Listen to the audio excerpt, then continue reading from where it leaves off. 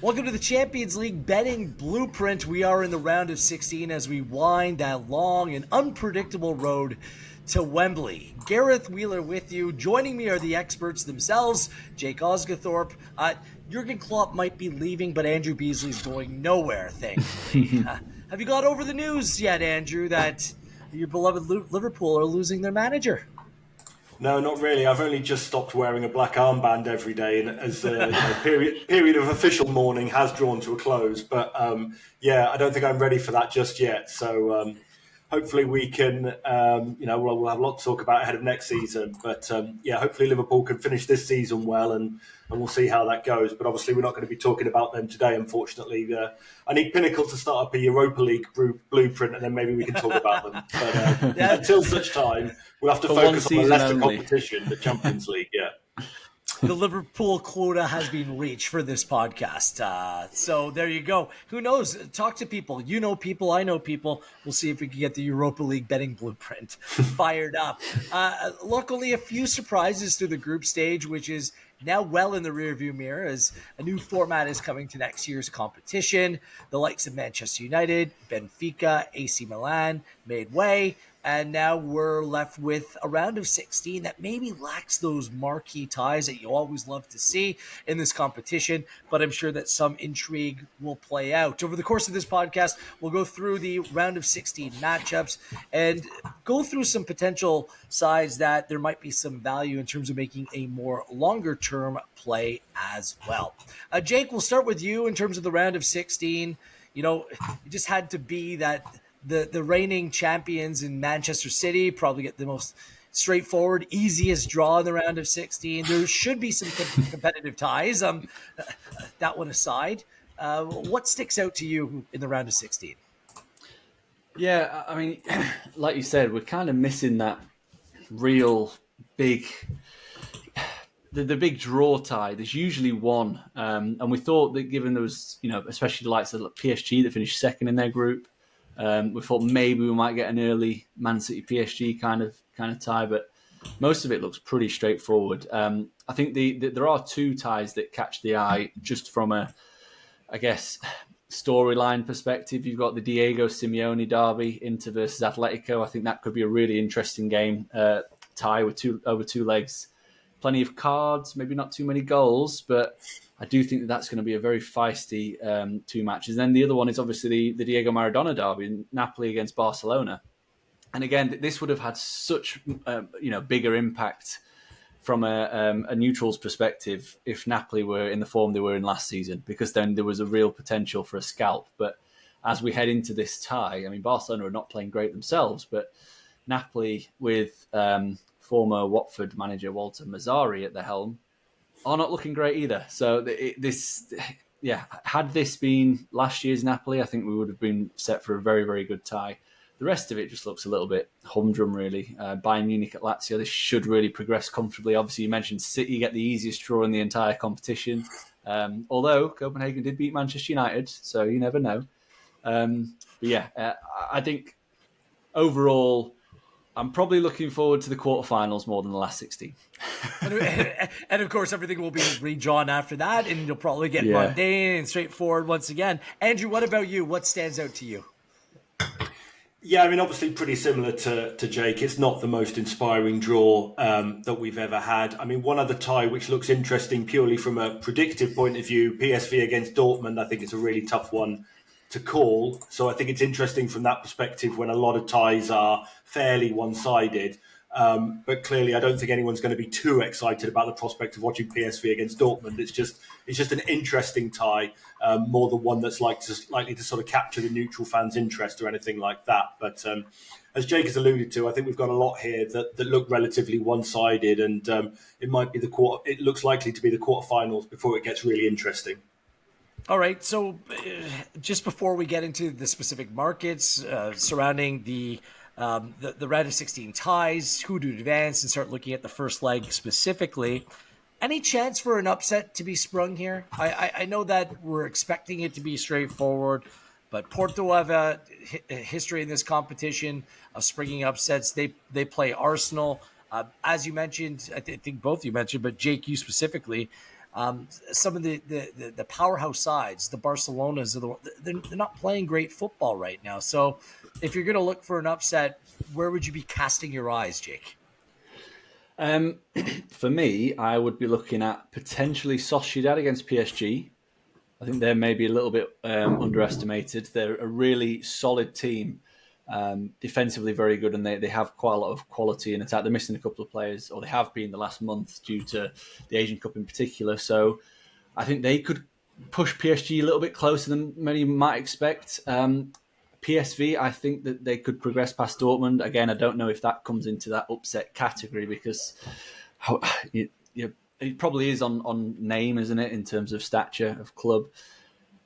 But other than that, I'm finding it really difficult. Like I said, I would be all over Napoli if they were playing at the same level as what we saw last year under Spalletti.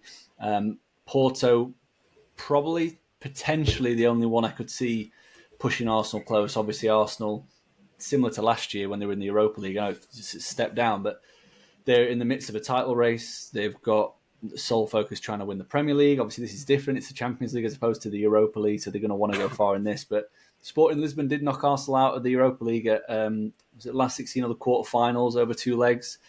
Whether that happens, I think it's very unlikely. But yeah, other than that, I'm really struggling to find anything. Like the chances of Copenhagen causing an upset against City seem slim to none. Yeah, like we've discussed, it generally it's a little bit of a disappointing round of 16 draw, and partly because of the teams that exited the competition really in the group stage, the ones that really underwhelmed. You'd like some Manchester United that didn't make it through, and AC Milan, who obviously had a deep run to the semis last year. So yeah, that's definitely contributed to what is a bit of a stale looking last 16. Any potential upsets catching your eye, Andrew? No, I mean, obviously, I'm sure, Jake and I both look at the numbers, and Sociedad was one that I thought might have a chance. And I think, you look at Porto and you think, oh, maybe they've got a chance and stuff like that. But then I just sort of remember, oh, well, Liverpool used to routinely go there and win 4 or 5-0 every season. And it's like Arsenal aren't as good going forward as that Liverpool side were. But at the same time, you have to think that Arsenal should have too much with the talent in their team and stuff like that. So I think we're probably in agreement that Sociedad is a potential upset against PSG. But other than that, it's sort of quite hard to make a case against them going against the market, really, any of these ties, I think. Okay, well, let's focus in specifically into the actual games that are going to be played and look at the markets on Pinnacle, 25 years as being top in market. And let's start with Tuesday, February 13th, 2 ties, FC Copenhagen hosting Manchester City and RB Leipzig hosting Real Madrid. In those ties to advance, plus 1,400 to advance from over the 2 legs for Copenhagen, minus 5,000 for Man City. Leipzig plus 250 to advance. Real Madrid at minus 324. Andrew, I'll start with you. Anything about the first leg or the 2 advance numbers? I mean, nothing really jumps off the page there unless you like Leipzig, who are a very good team in their own right. They've had a very good season and look convincing through the group stage of the Champions League, but they're going up against, one of the prohibitive favorites here. It's City, it's Real Madrid, so very difficult to see there being something. But if you look a little bit deeper at the first leg, Leipzig plus 219 to win. The draw is at plus 278 and plus 109 for a Real Madrid away victory. So looking at the numbers, looking at the markets, Andrew, what do you see there? Well, with the Leipzig-Real Madrid one, I mean, if Madrid are still a plus number to win, which they were when I looked yesterday, then I think, very basic bet on the away team. But, I think that's a good shout. I mean, you look at Madrid this season, only 3 teams in the big 5 leagues have a better points per game record on the road this season. And you look at their sort of record in recent times in the Champions League, pretty much all their away losses have been to Manchester City. Leipzig are clearly not on their level. They did meet in the group stage last season. Both teams won the home game. The game in Leipzig, which is the first leg this time, that was 3-2 to Leipzig, but it was 1.8 to 1.8 on expected goals. And Leipzig also recently lost at home to Eintracht Frankfurt and Bayer Leverkusen, 2 of the better teams in Germany. But you have to think if they're losing at home to them, then there's got to be a chance that they'll lose to a Real Madrid side that had a shot difference in the group stage of plus 58 when Leipzig's was plus 3. So everything sort of combined there. I think Madrid to win at a plus number is definitely worth considering. Are you looking at things similarly, Jake? Yeah, very much so. I do think we'll probably get onto the futures later, but I think Real Madrid are definitely a really strong contender this time around, as they always are. I mean, it's kind of their competition, isn't it? Or it has been the last decade. But yeah, this kind of price, if you think ultimately that Real Madrid are kind of not on Man City's level, but not far off it, then I think that this presents tremendous value. Really, I know this is slightly different from the group stage. This is a knockout game, but Man City were going off. They obviously played them in the group stage. Leipzig, they were minus 163 to go there and win. So if you think Real Madrid are close to that Man City team in terms of quality, I know they've got a couple of players missing. That would be my only doubt. I think the playing. We're recording this on Friday, the 9th of February, and they're playing Girona, which is a pretty big game at the top of the Liga on Saturday. And I believe that they're going to start a centre-half partnership of Nacho and Tchouameni, because they've got Rudiger absent and Militao absent as well, and Alaba. So I think Rudiger might be fit for the Leipzig first leg, but that's just something that may be pushing that price out a little bit, is potentially absentees and a bit of a makeshift Real Madrid team. So maybe something to consider just if you are looking at pulling the trigger on that. Yeah, the only other thing to add is potentially the goal total. I think that both sides, their strengths are in attack. Openda, Sesko, like there's plenty there in attack for Leipzig, and playing at home. I think they're going to know that they can't just hope to go back to the Bernabeu without scoring some goals or being a little bit more aggressive over that first leg. Remember, they played Man City last year at this stage and were dumped out of the competition. It's been a very tough draw for them. But same goes for Real Madrid. I mean, their strength really is in attack. Jude Bellingham, I think 4 goals through the group stage. They haven't skipped a beat since losing Benzema in the summer. So that's where I'd look. Potentially the goal total, even perhaps Real Madrid to score over 1.5 goals in this game. As for the City game, did you guys look at the markets, Jake? Any value, anything to be bet there? Yeah, always difficult, isn't it, when there's such a prohibitive favourite to kind of find any sort of value. Personally, this is a game I'm going to leave alone. Copenhagen showed a bit of potential flashes, again, against poor opposition, you could say, in the sense of Man United, Galatasaray. They played a good game against Bayern, but again, I don't think Bayern are at the same level as what we've seen in recent years. So I wouldn't be at all surprised to see City dispatch them fairly comfortably. The handicap at minus 1.75 looks fairly generous. Maybe I probably would have expected it at minus 2, so that probably would be a lean if I was going to take one. And we know City have just... They've found a groove in this competition over the last couple of years, and ultimately they do just swap these kind of lesser teams aside with room to spare. And for the first time all season, they're just completely fit. They're healthy. They've hit their stride. Yeah, no kidding. Andrew, again, this match, I'm kind of looking at the goal total potentially over. The total's 3 at minus 105. That kind of stands out to me. Anything there for you? Sorry, I think I cut out a little bit there. Are we still talking Copenhagen, Man City? Yeah, sorry. We are, yeah. Yes, it came up. A tab came up that says that you have Riverside open, another tab still. Yeah, which I don't. But anyway. Okay. You could just pick it up. Hold on 2 seconds. You can just pick it up. Should I close this down and come back in? Would that help, do you think? You sound fine to me. Yeah, it might be tough for the edit, so I'd stay here. Okay, no problem. Yeah, you were... I never noticed an issue until right then, so... Okay. And then the screen just popped up, so... Yeah, just as there's any other tabs, I just close those. No, I definitely closed it. So. Okay. Okay, coming down in 3... and you're answering if there's anything in terms of the numbers. I asked you about the total, potentially, of the City Copenhagen game. Coming down in 3, 2, 1. Well, the thing with Copenhagen, I mean, it's sometimes hard to judge these teams from other leagues and stuff like that. So I took a look at the Opta rankings. They're 83rd in the Opta team rankings, which puts them below Luton and Nottingham Forest. So if you kind of think that they're of that standard, I think you could expect Manchester City to win by at least 2 goals and take the handicap at plus 103. I noticed as well they're the only team who made it through to the knockouts who didn't deserve to win any of their group stage matches, at least according to the expected goals. And if you look at FOTMOB, they're only the 3rd best team for expected goals in Denmark, never mind what they might do against sort of Manchester City. So if you want to say anything for them, they did draw 0-0 in Denmark last season, these teams.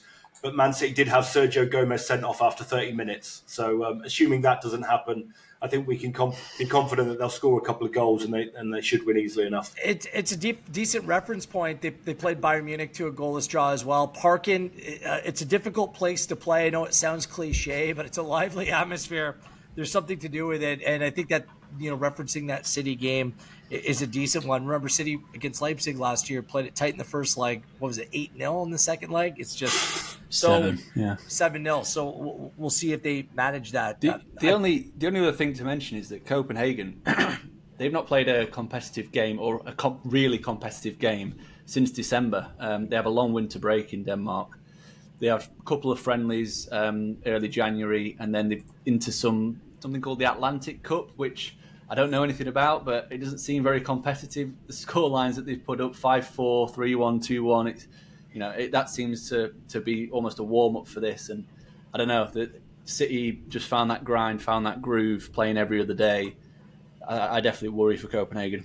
Yeah. All right. Let's move it forward to Wednesday, February 14th. Lazio and Bayern Munich to advance. Plus 676 for Lazio, minus 1,200 for Bayern Munich. And PSG and Real Sociedad to advance. PSG at minus 218. Sociedad at plus 175. I'll start with you, Andrew. Take your pick. Either one of the ties, and anything for the first leg or overall in terms of how these ties might play out, if you have a feel for any of the markets or numbers on Pinnacle. Well, I think Jake mentioned it earlier, obviously Lazio aren't having a great season. They're 9th in Serie A. These teams met in 2021 and Bayern won 4-1 in Italy. And they last lost away in the round of 16 in 2012. So they're very good at this stage, obviously helped by the fact they normally win their group. So it theoretically gives them an easier tie and stuff like that. Clearly, with an eye on this, they do have Leverkusen away on Saturday, which is, if not a title decider, certainly an incredibly huge game in the Bundesliga for them to get past before they tackle this. But because Lazio was strong defensively and all 3 of their home games were under 2.5 goals in the group stage, I was looking at maybe under 2.75 goals at minus 107 for this game. I think, Bayern would be happy enough with that, with the home leg still to come and stuff like that. So it could be quite a tight game. And I was thinking similarly for PSG Real Sociedad as well. Actually, under 2.5 was plus 103 when I looked yesterday. I'll just double check what that is at the moment. Possibly the same. Oh, it's now showing me under 3 at minus 123. But point is, kind of expecting there to be not too many goals in that. Sociedad 3 away clean sheets in the group stage. 5 of PSG's last 6 home games in the knockout stages have had under 2.5 goals. So I think that would be a close game as well. I'm even tempted by Sociedad on the handicap. If I can find that again, I think was plus 104 for plus 0.75 goals. So yeah, we were sort of alluding to it earlier. I think this is perhaps a tighter tie than the markets think. But I'm thinking probably a lack of goals in both. I'm not sure what Jake thinks. Yeah. He agrees. By the way, I agree. Like PSG, I know they're in a difficult group, and the way things played out, Zaire Emery was the player that stood out to me over those fixtures. It wasn't their attack. They had a lack of organization. In terms of expected goals against, even in Liga, I believe they're 6th, only 6th best in Liga. They just look all over the shop. I think we were a little bit fortunate the way the rest of the group played out and how competitive it was. I look at the 2 teams, and I cashed my bet, by the way, on Lazio to advance for the group to make it to the round of 16, but they were finding ways to win rather than looking convincing doing so. So those are 2 sides that I just can't back either way. I think Sociedad, I think you're right, Andrew. I think they're the play here, especially on the handicap. If you're going to get plus 0.75, it makes a lot of sense for me. Jake, you're going to make it a clean sweep. I'm actually looking at Lazio on the handicap in the Bayern game. You're getting a goal head start at minus 109. And the reason for that is, as Andrew said, Lazio have been good defensively, which is not usually what you'd expect from a Maurizio Sarri team. You usually expect them to create loads of chances, but they've actually struggled in that front. In Serie A, they've conceded just 1.1 expected goal against per game, so they are fairly solid. And they're going to set up knowing that Bayern Munich are the better team. They're going to just have to hang in there. And I think they can cause problems on the counter-attack because, as well as the fact that Bayern Munich, I think, might struggle in attack. You're talking they're going to be missing Kingsley Coman, Alphonso Davies. Serge Gnabry, Lima is missing. Manuel Neuer's questionable as well.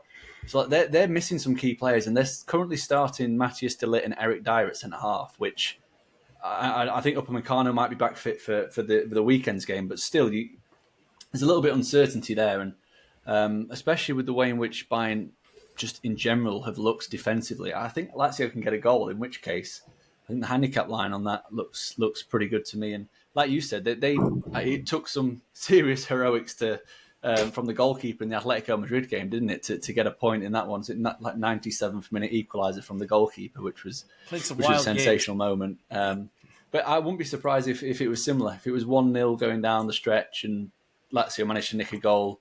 As for Sociedad, big fan of Sociedad. Similar in the sense that they're not quite lighting it up in attack as they were last year, but defensively they look very solid. Having been fairly sweet on PSG, and I did think that by this stage of the season, Luis Enrique would have had things figured out a little bit more than he has, but it doesn't look that way. They're still storming to another Liga title, aren't they? 8 points clear, comfortably the best attacking team in the league. They've created nearly 10 XG more than next best, racked up nearly 6 expected points more than next best. So that, again, we have the age-old debate of, is it a help or a hindrance to have such an easy league?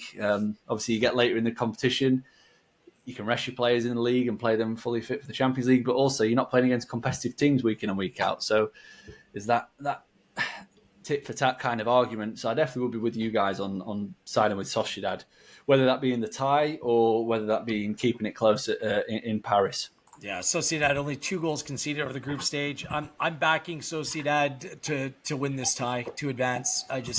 I don't trust PSG whatsoever. We'll see. They prove me wrong, so be it, but I'll be definitely making a play. Anything else for these 2 ties, or should we move things along? We're good? We're good.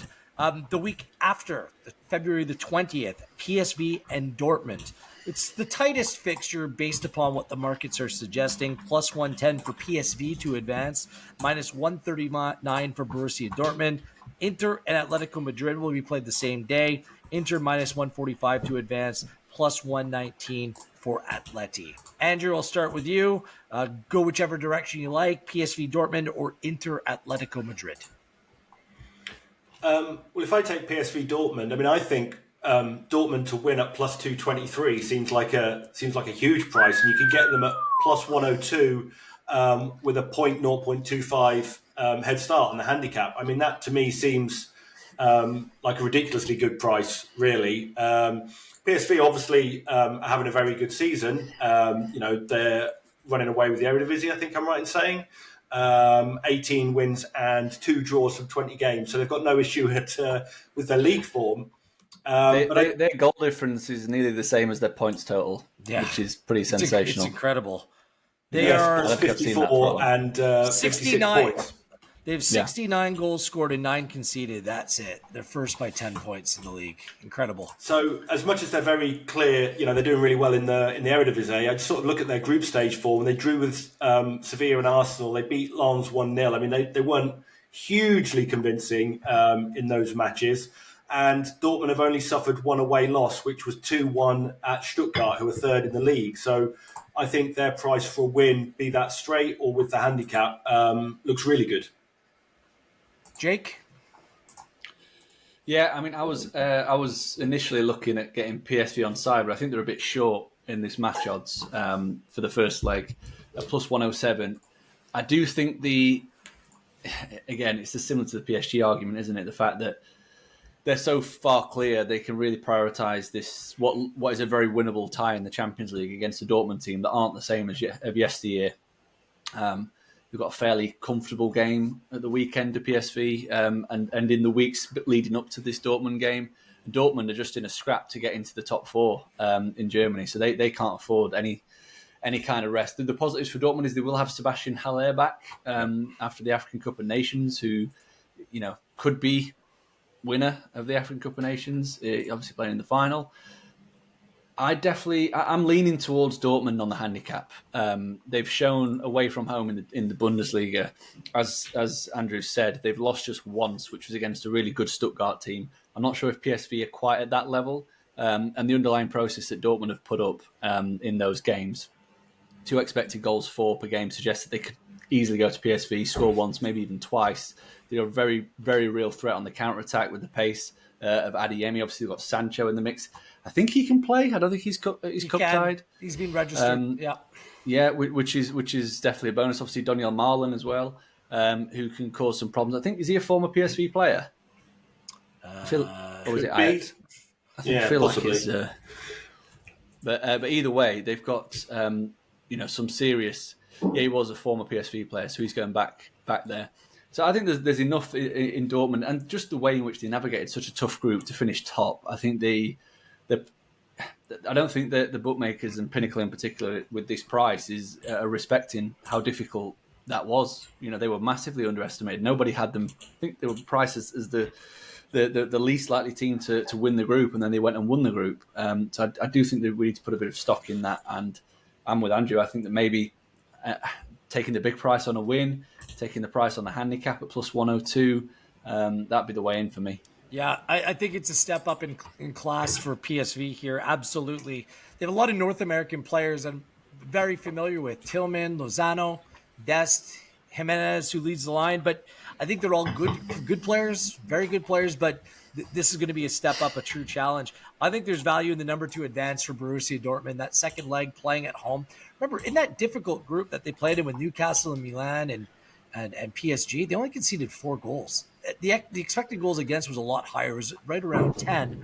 But they did well to weather the storm at times, and they're really good at punching back at appropriate times as well. So if PSG wants to come out, be a little bit more aggressive in this first leg, I think it suits them. And the home leg in the second tie, I think that Dortmund does enough to get past. And you mentioned Haller. It works out that this game's not going to be played till the 20th for them. Gives them a little bit more time to come back into the side. So we'll see what that looks like there. As for Inter and Atletico Madrid, this is another one. I think there's some serious value with Atletico Madrid. I'll bow down to both of you because you spotted it. You gave him a shout ahead of the group stage on our original podcast. Atleti was a team on the rise, one to watch. Griezmann has come really back into form. And I think Atletico Madrid should be the favorites going into this tie. Instead, to advance, it's paying plus 119 on Pinnacle. Jake, what do you make of this fixture? Inter finalists last year, but I'm not sure that they're the better side going into this one. No, I think they're the better side. Really? I think Atletico could have. Yeah, I think they could have got a better draw here. Well, number of reasons. I think Inter, you mentioned they got to the final, so they know what it takes to get through these kind of ties. They, again, like I said, weathering storms, are very good at that. They can play in all kinds of different ways, be it possession dominant or play on the counter-attack. They're another side that are very, very fast and quick and hard into the tackles, which, again, is just kind of negating Atletico's little edge that they usually have in games. But I think they're better this year than last year. I think, obviously they had Lukaku last year. This year they've got Marcus Thuram, who is... He's a different kind of player, but he offers similar kind of threats in the sense that he's good, very good off the shoulder. His hold-up play is really good. Link up really well with Lautaro Martinez, who's absolutely tearing the league up in Serie A at the minute. 19 goals in 20 games for him. And yeah, I think that Inter are in a better place this year than they were last year. That's not to say I'm going to make it Inter bet in this first leg, because I do think the price is perhaps a touch short. And it does suggest to me that Pinnacle do think Inter are far better on a neutral field than what Atletico Madrid are. I don't know if that's quite the case. I probably wanted maybe plus 105, something like that for Inter. But yeah, I think this is a very tough matchup for Atletico Madrid. They've kind of gone the other way compared to Inter. Inter looked to me as if they got better. Atletico Madrid started the season really well, had a little bit of a wobble, and the main issue I have with Atletico Madrid in this game in particular is that their away form and their away results are really bad. It's been their Achilles heel in La Liga. It's why they're not closer to the title contention. They're currently 10 points off the top. And they picked up just 14 points in 11 away games in La Liga, so they've not travelled well at all. They've got a negative XG process as well on the road. So whether that's just games, the way in which they play, they set up, deep line block as usual, tough to beat, concede a lot of chances, and they've obviously not been taking them at the other end. Either way, I definitely wouldn't be looking at getting Atletico Madrid on side in this match personally. Wow. Andrew, do you share that sentiment? Yeah, I do. I have to, really. I mean, you look at the numbers on FB Ref, Inter a second in the big five leagues for expected goal difference per game, plus 128, 1.28, I should say, per game. Their record at home is 9-1-1. And they had much better numbers in the group stage as well. Their expected goal difference was plus 7.1. Atleti's was 2.8.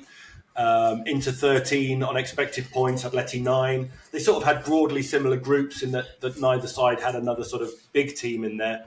And they were just the better team. I think I'd be probably going against the goals. I think under 2.25 when I looked yesterday. Yeah, is minus 100, so even basically on that.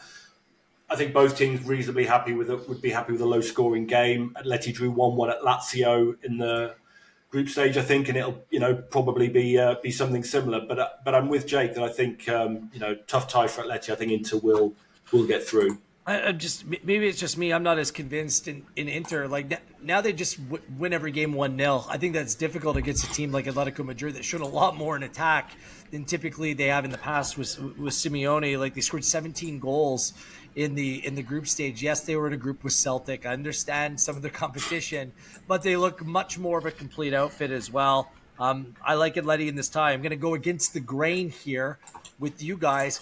Also, when I look at some of those underlying numbers, I'm not sure if you have any thoughts on this, but I see Lazio, and Jake, you made a comment about them and their underlying numbers. Same thing with Inter. If you look at the expected goals and expected goals against in Serie A, they're all relatively low. Like they're just it's a much different style of play that kind of is going against what we're seeing a lot in continental football right now, and even in the Premier League where things are much more wide open. There's much more goals. I don't know if that's going to be effective or not in this tie. You might very well be right in your assessment, but I think there's a little bit more to this Atletico Madrid side. So that's it. Anything else there? Yeah, do you want to make it head-to-head? Sure. Why not? Add it to the list. Nice. I think we had one in the group stage pod. I'm sure we did. Was it? I think we had Atletico Lazio head-to-head to win the group. Yes. Was it to win the group? That one. Okay. I think it was to win the group. Yeah. Okay. We'll go head-to-head again. We'll have to do a creative edit and flash back to what we had instead. So let's move forward to the final match day for the first leg in the round of 16. It's Porto and Arsenal, plus 370 for Porto to advance. Is it a good omen? Our producer Charlie was just in Porto last week. Or Arsenal at minus 500 to advance, and the Maradona derby in Napoli and Barcelona. Napoli to advance plus 145. It's been anything but straightforward for Barcelona, but they did advance from the group this campaign, minus 180 to advance in this fixture. Andrew, will come to you. Again, batting leadoff. Porto, Arsenal, Napoli, Barcelona. What are your thoughts? Well, as I sort of mentioned earlier, I think you could look at Porto and think they might have a chance, but then they would just sort of routinely get beaten quite badly by Liverpool, and it's hard not to think that Arsenal will do something similar. Certainly at the Emirates, if not in the away game in the first leg. What you can say for Porto, I mean, they were the fifth top scorers in the group stage and the top scoring runner-up team with 15 goals. Arsenal got 16, but Arsenal's aways have mostly been low scoring. I mean, you look at the Premier League, 1-1 draw at Liverpool, lost 1-0 at Villa, lost 1-0 at Newcastle.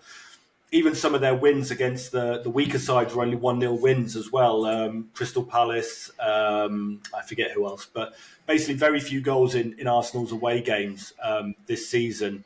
So I think you can certainly look at Arsenal to probably win a low scoring game, perhaps in in Porto. I mean, under 2.5 goals is currently minus 110, and Arsenal are minus 115 to win the game. I think sort of either of those bets make sense to me.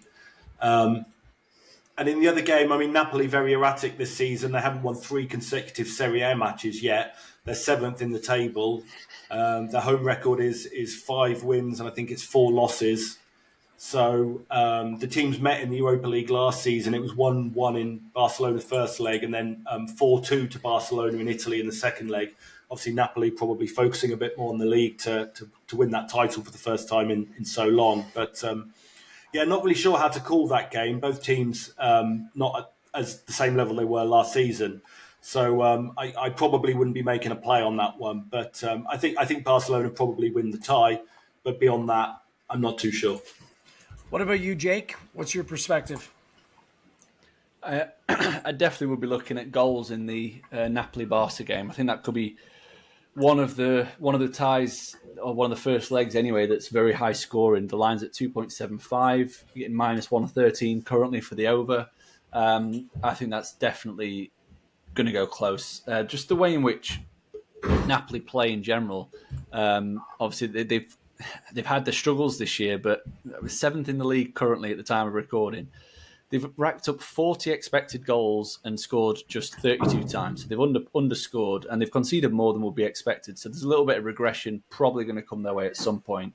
And the same at home. I mean, they're down in 13th in the home table in Serie A, which is bonkers for the reigning champions. But they picked up the 5th most home expected points. So the performances aren't a million miles away from what we saw at the back end of last season. They've got the players to hurt Barcelona as well. It's a Barcelona team that are missing key players through injury. They themselves have been all over the place at times. And then the other thing just to think about, potentially factoring in, if you're looking at a to advance proposition, Barcelona don't play their home leg at the Camp Nou. They're currently playing away from home in Spain, because obviously the renovations that are going on at Camp Nou. So their home leg is not actually a home game. And while that might not seem massively important, the home form's still been good. They've won 9, lost 3 of the 12. But those defeats have come against good teams: Girona, Real Madrid. I think Villarreal, who are, they're having their problems. They've got a new manager and they look better now. So if you're looking at making a potential to advance play, I would definitely be looking at Napoli of the 2 teams there at the price, just purely because Barca don't have what you would call the traditional home field advantage. And yeah, I think Napoli with Kvaratskhelia, I can't really say his name very well, but the Georgian winger, who's very, very good. He's going to pose some serious problems for Barcelona, who generally play with a makeshift right back.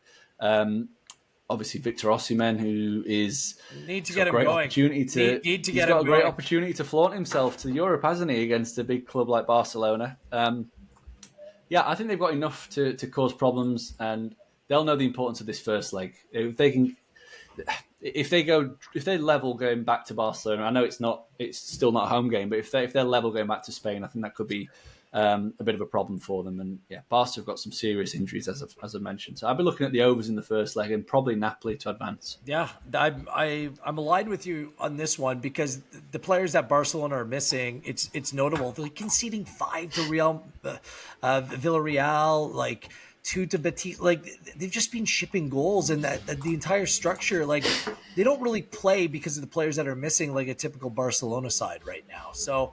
But it's just about how much faith you have in Napoli. I don't have a ton right now, but if Osimhen can come back from African Cup of Nations and catch a little fire, it could be a very difficult out for Barcelona here. I'm kind of leaning to an FC Porto play for this first leg against Arsenal. Are you guys convinced with this Arsenal side? Because I flip flop on this oftentimes.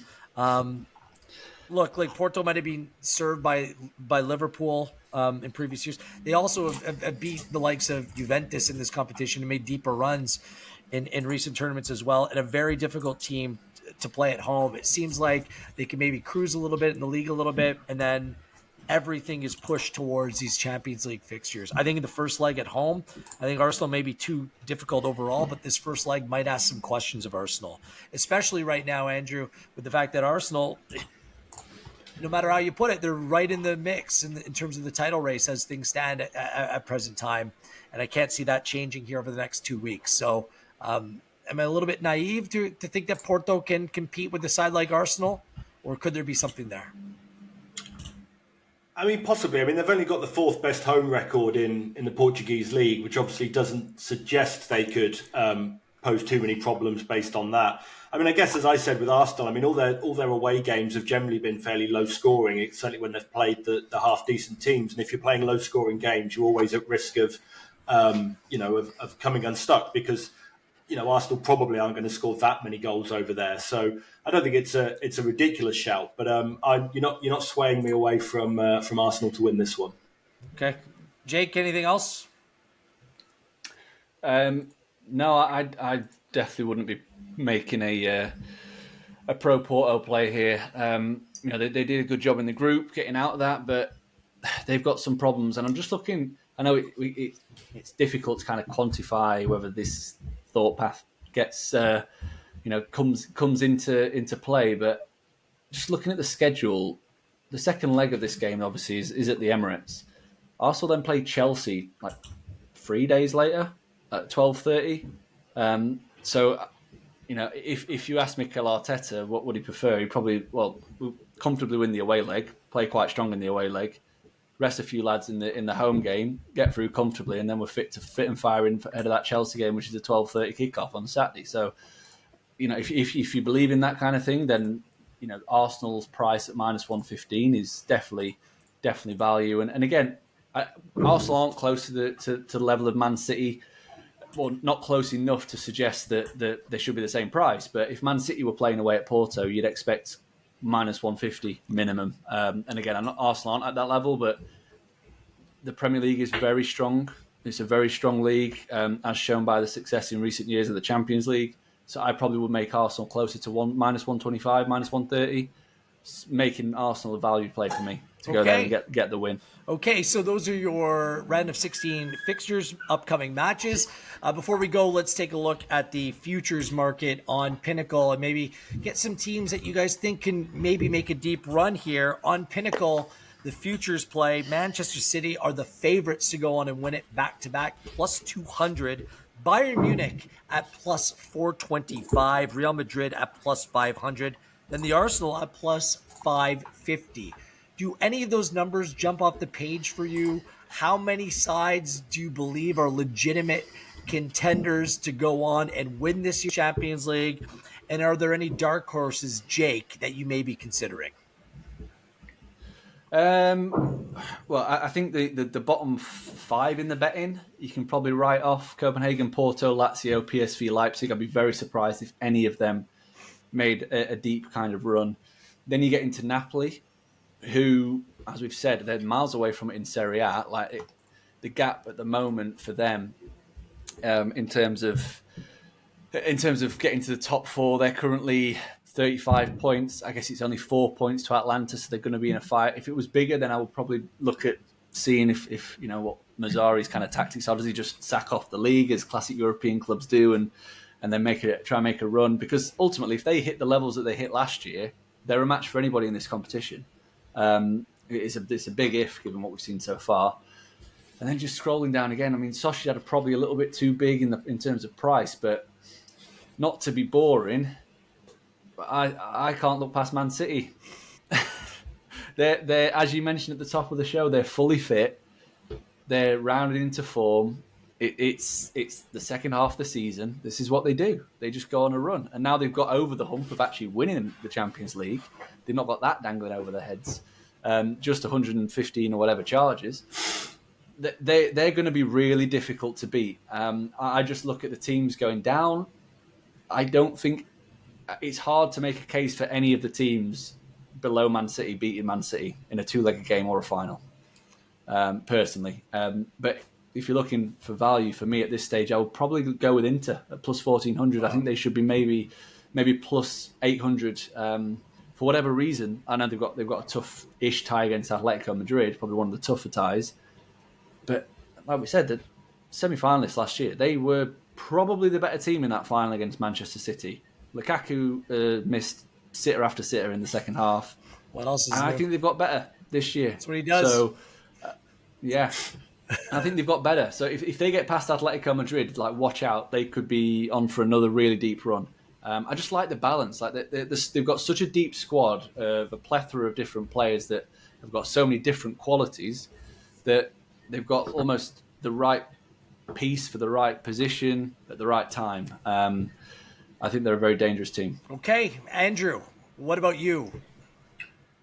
Yeah, hard to argue with any of that, really. I mean, you have to say, if you look at any of these teams, you just think Manchester City would beat them. I mean, if you want to give any hope to anyone else, I mean, they're not keeping as many, anywhere near as many clean sheets as they traditionally do. You can get at them a bit more than you could. They're still an incredible side. They're very obviously the correct team to be favourites to win the competition.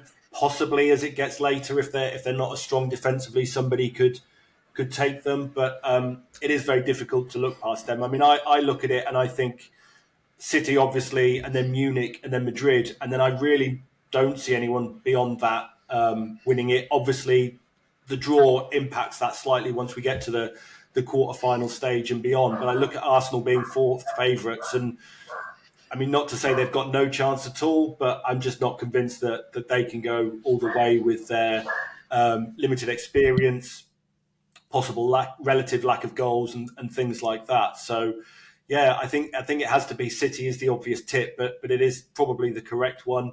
Beyond that, I mean, as we know from doing this podcast over the years, Real Madrid always in with a shout.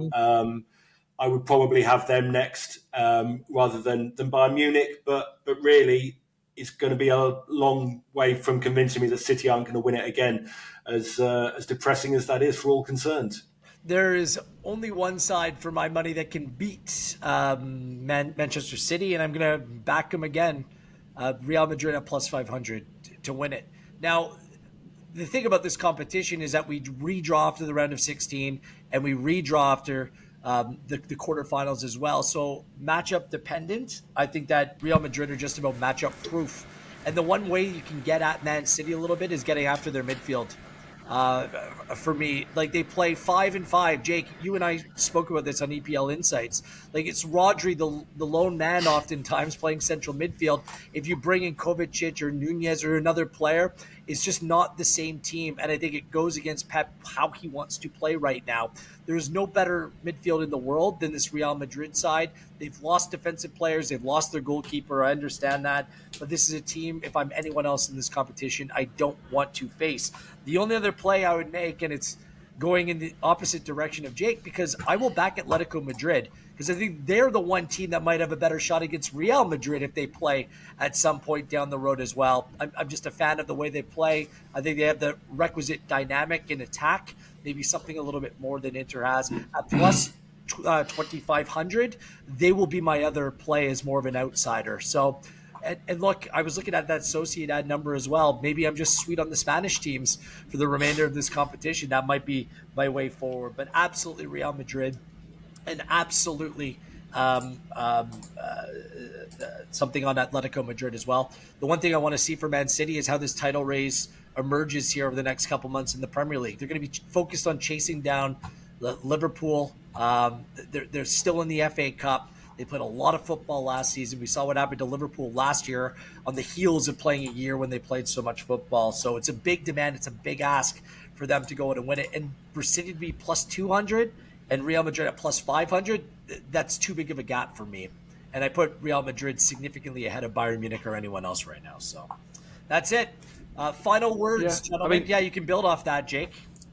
I was just going to go. Yeah, it's for me. I've still got the same issues as when we did the first UCL Blueprint podcast, which is that they just don't have a striker, and I think that is a bit of a problem, especially against this Real Madrid. If they were to play against Man City, they don't have a out-and-out focal point. I know Bellingham kind of plays in that little false nine, but that's exactly where Rodri plays. Rodri's just going to mark him out the game.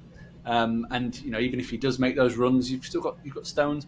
Basically, Real Madrid, if they had Benzema, I would definitely be with you on them being a value play, because he absolutely terrorised City for a couple of years when they played them. I just don't know if I can trust them over two legs or in a final, purely reliant on that narrow front two of Rodrigo, Vinicius, and Bellingham in behind. I don't know if that's going to scare me enough, especially when you've got City playing with effectively four centre backs. I'd want them out wide, Vinicius and Rodrigo, and really trying to test them down the wings, especially down that left hand side where they don't really play with a left back. So that would be my only concern. And I know you say they've got the best midfield in Europe, and I agree they've probably got the best midfield in Europe for the next 5-6 years. But they're still very inexperienced, most of them. I know the Cruz and Modric are still there, but you've got Tchouameni, you've got Camavinga, obviously Jude Bellingham is still a young lad. This City team are, I don't know, I just find it difficult to look past them. They've got so many ways in which they can beat you. Might be a young lad, but he's probably the best player in world football today. So he's probably the best player in the world. Yeah. Kevin De Bruyne is probably the best player in the world. When he's only had a couple of games back from injury, but I'd still take Bellingham right now. I would still take Bellingham right now. So it's just that's how good he is. Bellingham's got another 10 years in front of him, hasn't he? But it's one of those, like we talk about this matchup. We might not get to see this matchup. I hope we do. These teams might get eliminated before, but I hope we do. Yeah. I hope we get to see it in a final. That would be really cool. Yeah. Andrew, final word. Yeah, no, you just set me thinking when you were talking about Man City and the title race, because obviously, when they've been going head to head in past years, with Liverpool, they haven't done as well in the Champions League. And obviously, last season when they finally got it, Arsenal were their closest competitors, but sort of fell away quite a long way before the end, which may have helped City. Who can say? They're still a great team. That's not going to matter. But as you say, they've played a lot of games, and it looks like it's going to be a tighter title race in England this year. So that could have an impact. But this far out, you've still got to look at them really as the likeliest winners. Brilliant stuff, guys. As always, he is Andrew Beasley. He is Jake Osgathorpe. I am Gareth Wheeler. Let the round of 16 begin as we take you through and all the way to Wembley, when a new champion of Europe will be crowned, at least at the club level. We'll wait for the Euros this summer, and I'm sure we'll have podcasts on that as well. On behalf of Andrew, Jake, and everyone at Pinnacle, I am Gareth Wheeler. This has been the Champions League Betting Blueprint.